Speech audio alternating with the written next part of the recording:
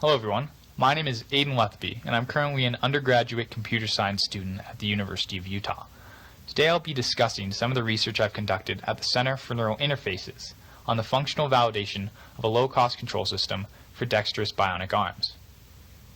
A little bit of background is that currently intuitive prosthesis EMG control systems are costly, and unfortunately the recently developed low-cost EMG control system made by the Center for Neural Interfaces is still unproven in terms of its ability to control prosthetic in tasks of daily living and in general performance.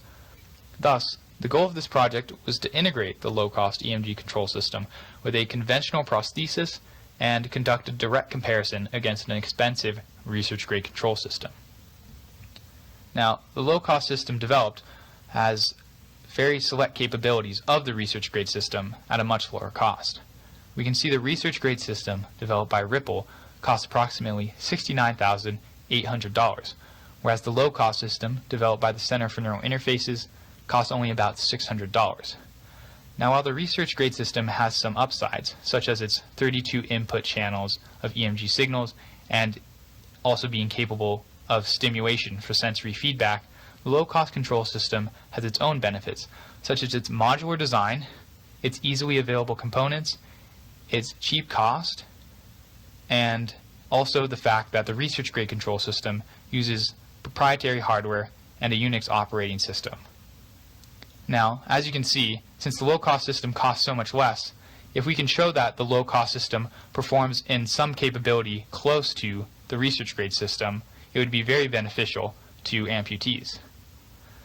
Now, another benefit of the low-cost control system is that it can be integrated with a variety of prosthetic hands. We chose to integrate it with the DEKA prosthetic arm. Now, the reason we did this is so that the prosthetic arm we used would no longer be a factor in our comparison of the two systems. We did this, one, because the research-grade system used the DEKA prosthetic hand, but also because the robust motor joints and sturdy metal construction and silicon skin of the DEKA arm didn't hinder the abilities of either control systems. Now, the integration of the low-cost control system with the DEKA prosthetic hand involved the coupling of the following software, one being DEKA driver code written in C++, and the other being the Kalman filter algorithm, which is written in Python on the low-cost control system.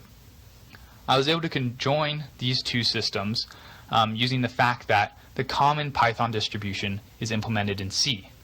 So I made that C++ driver and compiled it into a Python module using CPython extensions. I also added a Python API to control the hand and made some code optimizations so the DEKA prosthetic arm could perform seamlessly with the low-cost control system. To compare these systems, participants performed the box and blocks test of upper limb dexterity.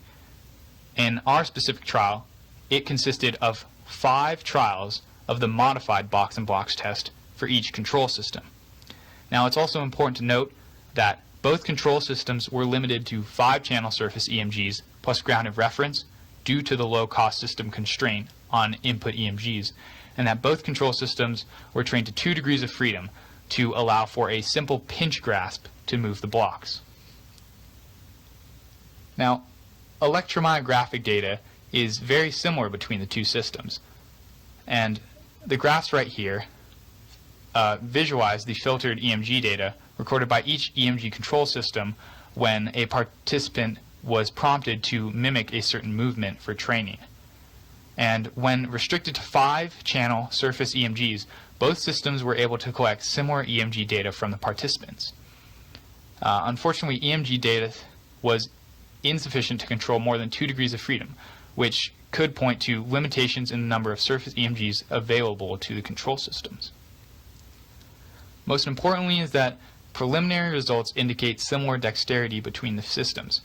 In fact, our initial pilot experiments showed no significant difference between the two systems.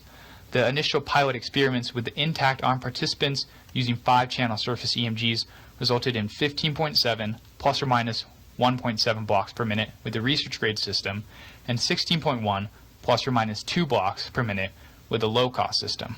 And current trials are being conducted in order to validate this initial trend. Future work for this project includes increasing the number of surface EMGs in order to also increase the degrees of freedom able to be controlled by the low-cost system, and then also testing on amputee participants, as our main goal is to see how this system could benefit them.